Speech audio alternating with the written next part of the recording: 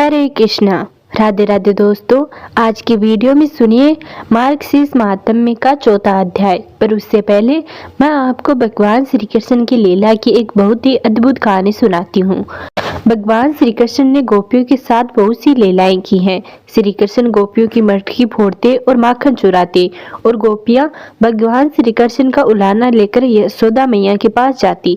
ऐसा बहुत बार हुआ। एक बार की बात है कि यशोदा मैया प्रभु श्री कृष्ण के उलाहनों से तंग आ गई और छड़ी लेकर श्री कृष्ण की ओर दौड़ी। तब प्रभु ने अपनी मैया को क्रोध में देखा तो वह अपना बचाव करने के लिए भागने लगी। भागते भागते श्री कृष्ण एक कुम्हार के पास पहुंचे। कुम्हार तो अपनी मिट्टी के घड़े बनाने में व्यस्त था, लेकिन जैसे ही कुम्हार ने श्री कृष्ण को देखा तो वह बहुत ही प्रसन्न हुआ। कुम्हार जानता था कि श्री कृष्ण साक्षात परमेश्वर है। तब प्रभु ने कुम्हार से कहा कि कुम्हार जी, आज मेरी मैया मुझ पर बहुत क्रोधित है। मैया छड़ी लेकर मेरे पीछे आ रही है, भैया मुझे कहीं छुपा लो। तब कुमार ने श्री कृष्ण को एक बड़े से मटके के नीचे छिपा दिया। कुछ ही क्षणों में मैया यशोदा भी वहां आ गई और कुमार से पूछने लगी, क्यों रे कुमार, तूने मेरे कन्हैया को कहीं देखा है क्या? कुमार ने कह दिया, नहीं मैया, मैंने कन्हैया को कहीं नहीं देखा। श्री कृष्ण यह सब बातें बड़े से घड़े के नीचे छुपकर सुन रहे थे। मैया तो वहां से चली गई। अब प्रभु श्री कृष्ण कुमार से कहते हैं कि कुमार जी, यदि मैया चली गई है तो मुझे इस घड़े से बाहर निकालो। कुमार बोला, ऐसे नहीं प्रभु जी, पहले मुझे 84 लाख योनियों के बंधन से मुक्त करने का वचन दो। भगवान मुस्कुराए और कहा कि ठीक है, मैं तुम्हें 84 लाख योनियों से मुक्त करने का वचन देता हूँ। अब तो मुझे बाहर निकाल दो। कुमार कहने लगा, मुझे अकेले नहीं प्रभु जी, मेरे परिवार के सभी लोगों को भी 84 लाख योनियों के बंधन से मुक्त करने का वचन दोगे तो मैं आपको इस घड़े से बाहर निकालूंगा। प्रभु जी कहते हैं, चलो ठीक है, उनको भी 84 लाख योनियों के बंधन से मुक्त होने का मैं वचन देता हूँ। अब तो मुझे घड़े से बाहर निकाल दो। अब कुमार कहता है, बस प्रभु जी, एक विनती और है, उसे भी पूरा करने का वचन दे दो तो मैं आपको घड़े से बाहर निकाल दूंगा। भगवान बोले, वो भी बता दे, क्या कहना चाहते हो? कुमार कहने लगा, प्रभु जी, जिस घड़े के नीचे आप छुपे हो उसकी मिट्टी मेरे बेलों के ऊपर लाद के लाई गई है। मेरे बेलों को भी इन 84 लाख योनियों के बंधन से मुक्त करने का वचन दो। भगवान ने कुमार के प्रेम पर प्रसन्न होकर उन बेलों को भी 84 लाख योनियों के बंधन से मुक्त होने का वचन दे दिया। प्रभु बोले, अब तो तुम्हारी सब इच्छा पूरी हो गई है, अब तो मुझे इस घड़े से बाहर निकाल दो। तब कुमार कहता है, अभी नहीं भगवान, बस एक अंतिम इच्छा और है, उसे भी पूरा कर दीजिए। और वह यह है कि जो भी प्राणी हम दोनों के बीच के संवाद को सुनेगा उसे भी आप 84 लाख योनियों के बंधन से मुक्त करोगे। बस यह वचन दे दो, तब मैं आपको इस घड़े से बाहर निकाल दूंगा। कुमार की प्रेम भरी बातों को सुनकर भगवान श्री कृष्ण बहुत खुश हुए और कुमार की इस इच्छा को भी पूरा करने का वचन दे दिया। फिर कुमार ने बाल श्री कृष्ण को घड़े से बाहर निकाल दिया, उनके चरणों में साष्टांग प्रणाम किया, प्रभु जी के चरण धोए और चरणामृत लिया, अपनी पूरी झोपड़ी में चरणामृत का छिड़काव किया और प्रभु जी के गले लगकर इतना रोए कि प्रभु में ही विलीन हो गए। जरा सोचे, जो भगवान श्री कृष्ण 7 कोस लंबे चौड़े गोवर्धन पर्वत को अपनी इक्वनी अंगुली पर उठा सकते हैं, तो क्या वो ये घड़े को नहीं उठा सकते थे? लेकिन बिना प्रेम रिझे नहीं नटवर नंद किशोर। कोई कितने ही भी यज्ञ करे, अनुष्ठान करे, कितना भी दान करे, चाहे कितनी भी भक्ति करे, लेकिन जब तक मन में प्राणी मात्र के लिए प्रेम नहीं होगा, प्रभु श्री कृष्ण नहीं मिल सकते। तो ये थी भगवान श्री कृष्ण की लीला की कहानी। अब सुनिए मार्गशीर्ष मास महात्म्य का आज का अध्याय। ब्रह्मा जी कहने लगे, हे केशव, जिनके शरीर का तप्त चक्कर से चिन्हित किया और गुरु से मंत्र की दीक्षा ली है तथा कमल और तुलसी की माला को धारण किया है, उनको क्या फल मिलता है, सो आप कृपा करके कहिए। भगवान कहने लगे, जो द्विज तुलसी काष्ठ की माला को धारण करता है वह चाहे अपवित्र आचार भ्रष्ट हो पर मुक्ति को प्राप्त होता है, इसमें कोई सस्य नहीं है। आंवला तथा तुलसी काष्ठ की माला जिसके कंठ में दिखाई देती है वह निश्चय ही भगवत भक्त है। जो तुलसी दल की माला विशेषकर मेरे गले से उतरी हुई धारण करता है वह देवताओं से भी नमस्कार के योग्य हो जाता है। तुलसी दल की माला तथा आंवले की फल की माला पापी पुरुषों को भी मुक्ति की दाता है। फिर मेरे सेवक का तो कहना ही क्या है, उनको तो अवश्य ही मुक्ति मिलती है। जो मेरी उतरी हुई तुलसी काष्ठ की माला धारण करता है उसको उस माला के प्रत्येक पत्र के 10-10 अश्व में यज्ञ का फल मिलता है। हे वत्स, जो तुलसी काष्ठ की माला धारण करता है मैं उसको प्रतिदिन द्वारकावास का फल देता हूँ। जो भक्ति से तुलसी काष्ठ की माला मुझको अर्पण करके धारण करता है वह मनु से निष्पाप हो जाता है। जो तुलसी की माला धारण करता है मैं उस पर सदैव प्रसन्न रहता हूँ। वह मुझको अपने प्राणों से भी अधिक प्रिय है। न उसका कोई असोच और न ही उसका प्रायश्चित। जिस मनुष्य के बाहु, सिर, हाथ और शरीर में तुलसी काष्ठ का आभूषण है वह मेरा ही प्रिय है।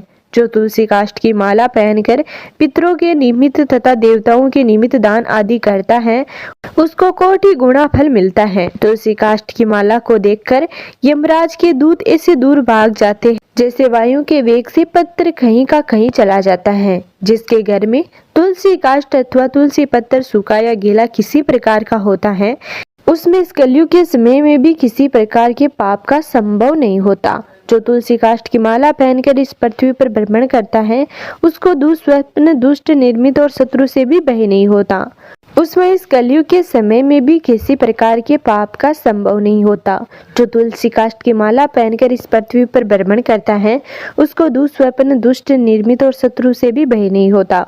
जो पापी निमित और शत्रु से भी भय नहीं होता वो पापी माला को धारण नहीं करते, उनको कभी नरक से उद्धार नहीं होता क्योंकि वह मेरे कोप रूपी अग्नि से जल जाते हैं। इस कारण यत्न के साथ तुलसी काष्ठ की माला, कमल की या आंवले की माला धारण करनी चाहिए। पूर्वोक्त उद्धर्व पुंड आदि चिन्हों को धारण कर तुलसी वृक्ष के पास बैठकर हाथ में कुलसा लेकर मेरा स्मरण करता हुआ संध्योपासन आदि कर्म करना चाहिए। मेरा भक्त संध्योपासन करके मेरा पूजन करे। यदि गुरु उस जगह पर हो तो पहले गुरु के पास जाकर उनको नमस्कार करे। कुछ भेंट आदि गुरु के अर्पण करके चित्त से दंडवत नमस्कार करे। कृष्ण मृग चरम पर कुसा का आसन पूजा मंडप में बिछाकर पदासन से अच्छी तरह से बैठ जितेंद्रिय होकर मंत्र पढ़कर 3 प्राणायाम करके पूर्व की तरफ मुख करके श्रेष्ठ हृदय कमल को विज्ञान रूप सूर्य से हृदय में विकसित करे। हृदय कमल की कर्णिका में सूर्य, चंद्र और अग्नि का न्यास करे। सूर्य, चंद्र और अग्नि से युक्त उस हृदय कमल में सूर्य, चंद्र और अग्नि का वैष्णव स्मरण करे। उसके ऊपर नाना रत्नों से युक्त पीठ को स्थापित करे। उस सिंहासन पर कोमल चिकनो उदय काल के सूर्य के समान तेज वाले भ्रष्ट दल कमल को भ्रष्टासुर मंत्र के प्रत्येक अक्षरों से युक्त कर स्थापित करे। उस कमल पत्र पर स्थित कोटि चंद्र के समान क्रांतिमान चतुर्भुज महापद शंख चक्र और गदाधारी कमल पत्र के समान विशाल नेत्र समस्त लक्षणों से युक्त श्रीवस्त्र कस्तूब मणि से सुशोभित वक्ष स्थल और विचित्र आभूषणों से युक्त दिव्य भूषणों से भूषित दिव्य चंदन से लिप्त अंग वाले दिव्य पुष्पों से सुशोभित तुलसी के कोमल दलों की वनमाला से विशुभित कोटि वाला सूर्य के समान क्रांतिमान और दिव्य क्रांति से सुंदर समस्त लक्षणों से युक्त महालक्ष्मी को शरीर से धारण करने वाले कल्याण रूप श्री विष्णु का ध्यान करे। एकांत मन से पवित्रता पूर्वक मंत्र का जाप करे। 1000 या 100 अथवा यथाशक्ति मंत्र से जाप करे और मन से ही विधि पूर्वक संप्रदाय के अनुसार मेरे सामने शंख स्थापित करे। दूर्वा पुष्प चंदन जल से पूर्ण करे। अपने दक्षिण भाग में गंध पुष्प का पात्र स्थापित करे और वाम भाग में वस्त्र से छना हुआ सुगंधित जल से पूर्ण घट को स्थापित कर मेरे सम्मुख गंढा तथा चारों दिशाओं में दीपक स्थापित तथा पूजा की सम सामग्री यथोचित स्थापित करे तथा अर्धे पाक पर आचमन और मधुपर्क के पात्र रखे। हे चतुर्भुज अक्षत पुष्प कुसा तेल चंदन फल तथा यव अर्धे पात्र में छोड़े। हे पुत्र दुर्वा गंगाजल तथा कमल पुष्प को मेरी प्रसन्नता के लिए पाद पात्र में छोड़े तथा कंको लवक और मालती के पुष्प को श्रद्धा से मेरे लिए आचमनीय पात्र में पूजा करने वाला श्रद्धा से मधुपर्क पात्र में गौ का दूध घी दही मधु और चीनी को रखे। ऊपर कही हुई पत्र पुष्प आदि वस्तुओं के न मिलने पर उनकी भावना मात्र कर लेवे। फिर संप्रदाय के अनुसार पंचांग तथा संष्टांग संन्यास और अन्यास करे। मेरा अनुसरण करे और अपनी आत्मा को मेरे सम्मान स्मरण करे। हे चतुर्भुज पूजा के आरंभ में मंगल पाठ को पढ़े। इसके पश्चात मेरे प्रिय 5 जने संघ का पूजन करे जिनके पूजन से मुझको परम आनंद प्राप्त होता है। हे वत्स संघ के पूजन में इन मंत्रों को पढ़े। हे 5 जने पहले तुम समुद्र से उत्पन्न हुए, फिर श्री विष्णु भगवान ने तुमको अपने हाथ में धारण किया। तुम समस्त देवताओं से निर्मित हो। तुमको नमस्कार है।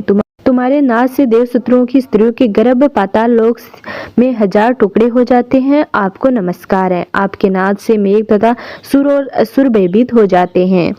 है अयुध चंद्रमा के समान दिव्य कांतिमान 5 जन्य आपको नमस्कार है। जैसे सूर्य के उदय होते ही ठंड नष्ट हो जाती है, वैसे ही तुम्हारे दर्शन से पाप नष्ट हो जाते हैं। यदि ऐसे संघ का स्पर्श किया जाए तो उसका तो कहना ही क्या है। संघ को नमस्कार करके हाथ में रखकर जो वैष्णव भक्ति पूर्वक इन मंत्रों से मुझको स्नान कराता है उसको अत्यंत पुण्य प्राप्त होता है। फिर सुगंधित तेल, कस्तूरी, चंदन तथा ऊटन आदि मेरे शरीर को लगावे।